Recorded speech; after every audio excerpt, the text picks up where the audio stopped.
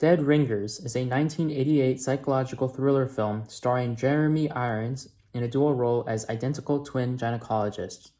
David Cronenberg directed and co-wrote the screenplay with Norman Snyder. The script was based on the lives of Stuart and Cyril Marcus and on the novel Twins by Barry Wood and Jack Giesland, a highly fictionalized version of the Marcuses' story. Elliot, a successful and charismatic gynecologist, shares a medical practice with his identical twin Beverly, who is more reserved and introverted.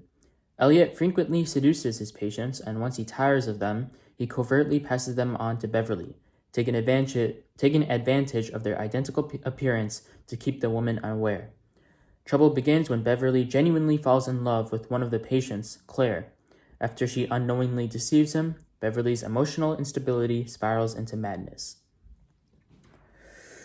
All right, so I watched Dead Ringers, which was my introduction into David Cronenberg's massively twisted filmography, which was, like I said, very seriously twisted, highly disturbing, to be honest, but also at the same time very, very brilliant.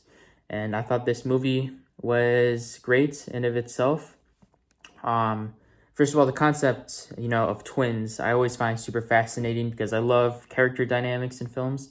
And so I was very interested, even before pressing play on this film, how that would be explored. And to be honest, right off the bat, Jeremy Irons gives an excellent performance as both Beverly and Elliot. I know from what I've read, I'm pretty sure Robert De Niro actually rejected the role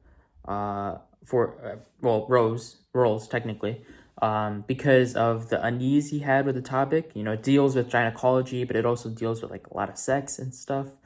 And this is a very sexually themed film.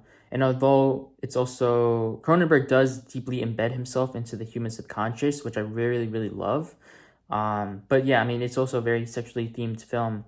And in a way, sex is almost viewed as a terms of superiority. You have one twin who's kind of a womanizer in a way, very confident and charismatic, and thus, he's able to seduce lots of women, whereas the other brother is very meek, and so he's always sort of getting, I guess in this world it would be called, or today it would be called sloppy seconds. But yeah, that just shows some of that, how one brother sort of holds power over another brother. And in multiple instances in the film, you sort of see, because they're both gynecologists and they're both very smart, they do have different jobs technically. Like one is better at giving presentations and giving speeches and accepting awards, while other is actually doing the nitty gritty, actually doing the surgeries, getting the data, finding the results. And so based off of those jobs alone, that already creates some tension as well. And it's only exacerbated through this character of Claire. Yeah, Claire. And this movie also deals with depression massively in a way. One of the characters goes through a very massive tidal wave of depression. And you can also see how that upsets the equilibrium between the twins. Because the twins, and we do get to see this flashback sequence between them as well. You really get a grasp of their entire life. These twins share everything. And that's also why, it is very weird that a brother says, oh, hey, you could have, intercourse with this person. I sort of seduce them for you, but you could do it. I found that very weird, but in a way, these twins do share everything. They share the exact same life experiences, And so when one of the brothers goes through a massive, emotional shift, that upsets that balance that was there between them their entire lives. Of course, the interactions between these two characters are so seamless. Between the twins, both played by Irons, it's so technically impressive, and it is actually quite funny because two films have come out this year, in 2025, both called Mickey 17 and Sinners, and both deal with you know, twin roles as well in a way. And so you see the technical feats of those films, and I was sort of thinking like, you know, I was under the impression that this film, because you know this was made in 1988, which is, you know, 37 years ago. And so I was thinking, you know, maybe they won't try to do as many scenes where both characters are on display, because that might be a bit difficult for them. You know, maybe they'll have to use a lot of body doubles. But I was actually very impressed. There was a lot of scenes where you get to see both two Jeremy Irons in a scene, and it is so impressive, so technically masterful. And so I was very impressed by that. Yeah, and then, of course, huge shout out to the woman that actually plays Claire. I believe her name is Genevieve Bujold, I think. Bujold, sorry, Bujold. She gives a wonderful performance. She strikes me as one of those actors that you'll see in just one movie, but you won't really see her again because she stars in a lot of indie films. And so I have a feeling that, you know, I might never ever see her act in a movie again. Or I might never see a movie where she's acted in again. But I mean, yeah, Genevieve gives a wonderful performance. She basically plays a character that is the catalyst for the twins' unraveling relationship. And, you know, obviously you got to give credit where credit's due. I think Jeremy Irons really carries the scenes that he's in, which is basically almost all of it. The way he's able to switch between characters is so, yeah, to be honest, it's actually an Oscar-winning performance, if I have to say so myself. But of course, I have to give credit to Genevieve as well, because she's co-starring with both Jeremy Irons, you know, and she has to be reactive to two different types of performances as well.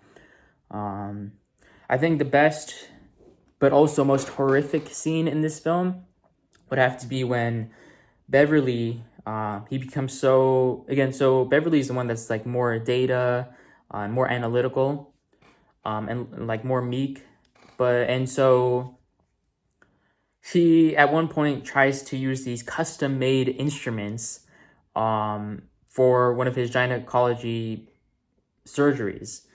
And that scene is, again, very horrific. Probably like what you would call dark humor in a way. It's very hilarious in a very, very terrible manner, I think. But I don't know. I think, again, Jeremy Irons does so well in that scene. And it also sort of displays, I guess, in today's society, maybe some mistrust that we have in our medical professionals, or lack of trust, rather, you know. But yeah, I mean, hopefully there's no doctors that act like Beverly did in that scene.